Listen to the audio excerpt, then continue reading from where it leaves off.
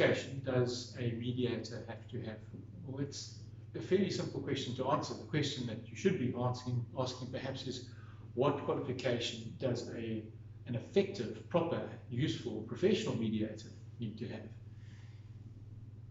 At TCM, we make sure that all our mediators have been taken through the National Certificate in Workplace Mediation, and that they have been TCM accredited. In other words, we have a set of quality standards internally that we apply, and no one is entitled or permitted to mediate on behalf of TCM unless they have in fact been accredited via the process of firstly the training and secondly the internal quality standards.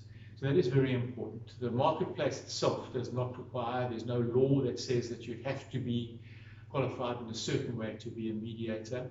And there's probably reasons for that, because at the end of the day, the key issues around being a good mediator don't rest only or purely on a qualification. They actually rest on a lot of personal characteristics that need to be very soundly expressed during a mediation process. Let's have a look at a couple of these characteristics that are central to effective mediation. And I want to start with probably the most difficult and most important of these, and that is the quality, the characteristic of being non-judgmental.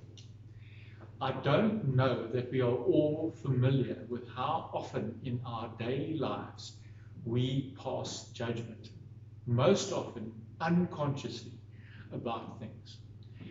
The moment we say, yes, you are right, or wow, that was very difficult. The moment we say, that's a good point.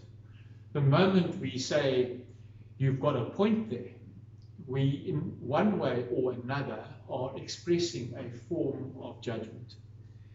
One of the key characteristics of mediation is to back off any form of judgmentalism and to enable the parties to say what they want to say without giving them the sense that the mediator is their ally or friend. Because the mediator is not the ally, he's not the friend, he's the process facilitator.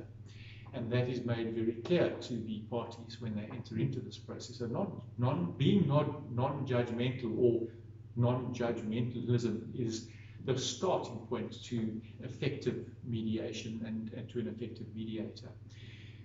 Very clearly and very obviously, basic qualities such as a solid dose of patience and of tolerance are central to the ability of a facilitator to see his way through a process, as well as empathy, in particular empathy with the ability to understand where a person is coming from, and also alongside empathy, of course, the ability to have insight into cause and effect, appreciating how the articulation of a particular point might or might not impact on somebody else, and being able to ask those kinds of questions in such a manner as to allow the person to keep that issue on the table, because it's obviously important to that person, but to be willing and able to re-articulate it by the concept of what we refer to as reframing, changing the way that we express something so that it is easier for another party to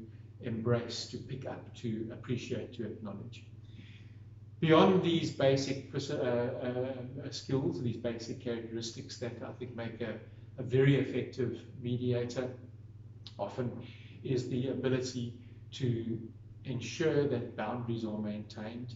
One of the challenges when people are dealing in a conflict situation is that there will be a tendency to extend what gets said, to jump in, to get in the way of processes, to interrupt, and a good mediator will take great care to ensure that everybody in the process has the necessary level of protection so that they are able to articulate everything that they need to. And that is a skill that comes with experience. It's a skill that comes with hard work, because once you're in those spaces and you're dealing with the heat of those conflicts, the ability of the mediator to remain calm and cool and collected, and the confidence or the assertiveness of the mediator to put the foot down when it's necessary to put the foot down become key characteristics that are required of that person. At TCM, we make sure that our mediators are both experienced and carry those characteristics, and on top of that, have both the qualification and the certification based on our quality standards before we take them into the field and place them in a space where very real conflict and very real human emotions are being tested.